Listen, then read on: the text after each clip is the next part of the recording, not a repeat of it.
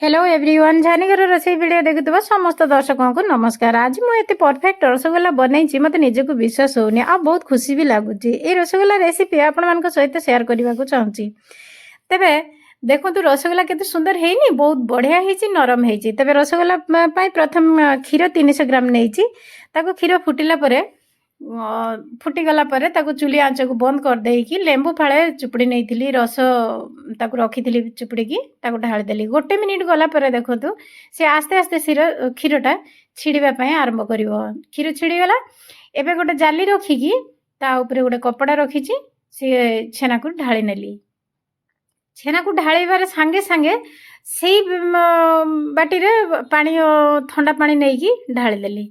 ठंडा पानी ढालिकी टिके चिपी नेबी हाथ में बहुत गरम अच्छी तो चिपी नेबी कि गोटे भारी जिनस रखिए। मो पाखे किसी नाला छेचा कुटार हेमदस्ताटा छोटा था भर पानी भर्ती करमती ही रखिनेली। देखो केते सुंदर या गोटे सीरा बनई नवा रसगोल्ला हाफ लिटर पानी देती आपण मैंने बेसी बनइले बेसी देवे।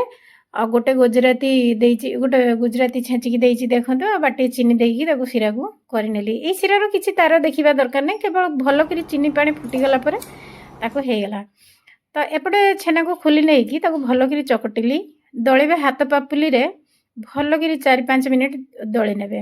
दली नेला परे गोटे देखो खाली 2 ठोपा घी नहीं भल स्मेल आसो बोली रसगोल्लार। तेणु आपको रोलिंग करी छोट छोट गोला करवा आरंभ करदेली।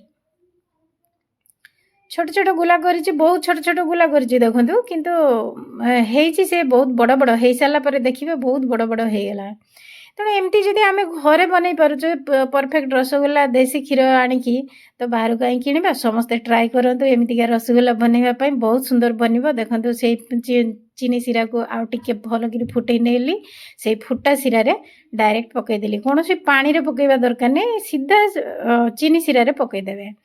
पकई देकी देखो सब ऊपर को उठिला ना उठिला परे ताको देखिए देखला परे ढाकुड़ी नेबे। 10 मिनिट मु ढाकुड़ी थी देखो मोर अल्प रसगोल्ला ना यदि बेसी करेंगे बेस समय ढाकुड़े आउ टे। तेणु 10 मिनिट ढाकुड़ा पर सब रसगोल्ला एमती ऊपर को उठी भासिला देखिकी खुशी भी लगुच केते बढ़िया होती। देखो देखई दौची केते सुंदर होती देखो। तेणु एमतीका देसी क्षीर नियंतु रसगोल्ला बनातु घरे खातु आ बाहर किणवा भी दरकार नहीं।